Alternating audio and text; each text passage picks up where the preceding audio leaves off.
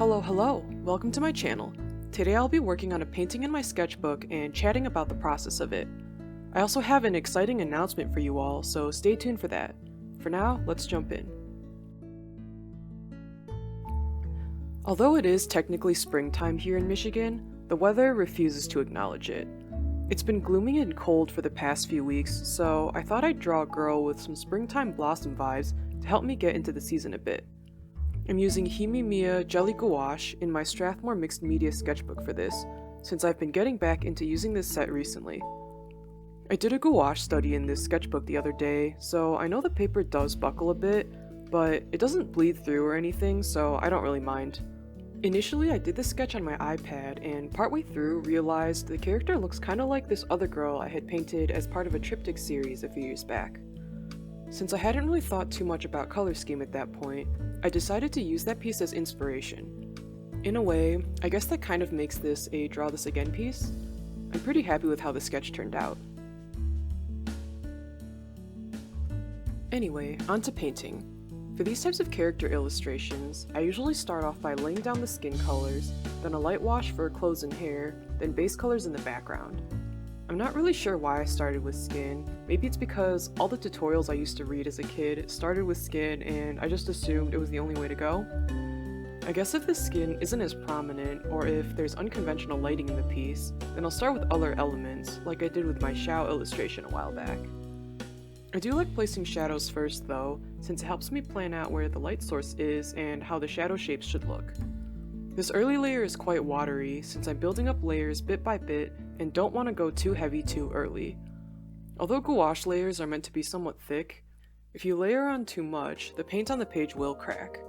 I never reached that point, but another benefit of slowly building up watery layers is you can let the white of the paper shine through in highlight areas. This is a very common watercolor technique, which I like applying to my gouache pieces as well.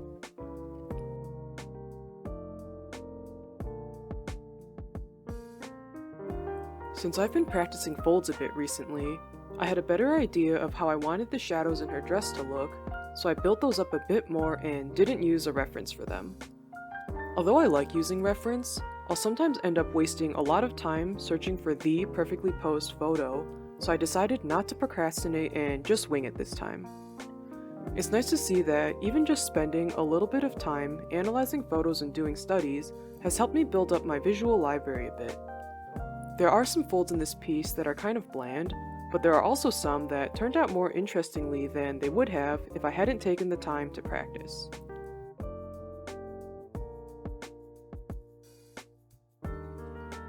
As I mentioned, I did do a gouache study in here the other day, since it was an assignment for an online gouache class I'm taking right now.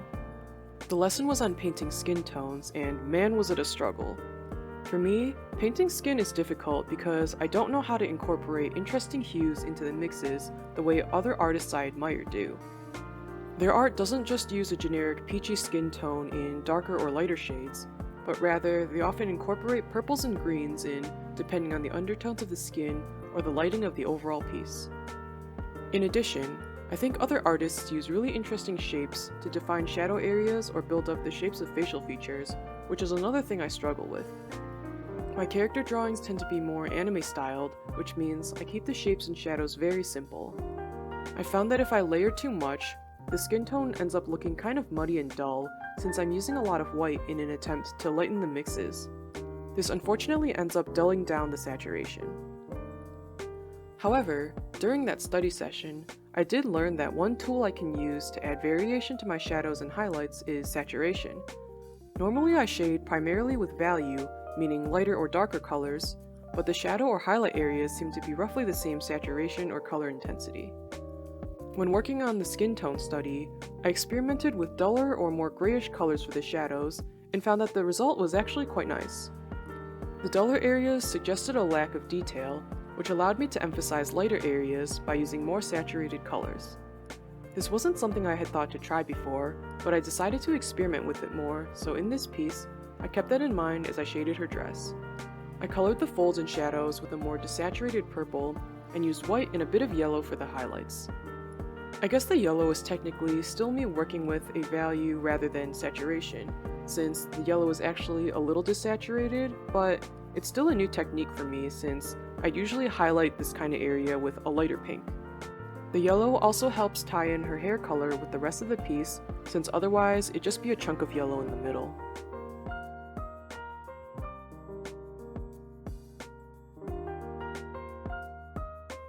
So I mentioned that for this piece I'm using the Himi Miya Jelly Gouache, which I haven't used in a while. If you watched my sketchbook tour video, you'll know that I bought it for its large quantities of paint and that I used to work with it a lot. The main reason I haven't been using it lately is because I've been working on pieces with the intention to sell the original, meaning I've preferred using higher quality paints. However, this one is a sketchbook piece that I don't plan on cutting out, so it doesn't really matter what quality paints I'm using. It felt good to hop back into this set, partially because I feel like these re-wet better than my Holbein ones. Well, that may or may not be true. The main color I use in my Holbeins is the purple, which actually does not re-wet well at all. But because I use it a lot, I guess my perception is my Holbeins do not re-wet well. Generally, I'm not too picky about what kinds of paint I use, but I guess re-wetting is pretty important to me since I usually work with colors that are dried up on my palette. I know you're supposed to use freshly squeezed out paint, but I don't want to waste paint and they just keep drying out even as I'm working with them. I think it's something that holds back my color mixing since adding water does change the consistency of the mix you're trying to achieve. The point of me buying the Himi Miya Gouache was for its relatively low price but decent quality though, so maybe I should be less precious with it and just try working with it fresh out of the pan.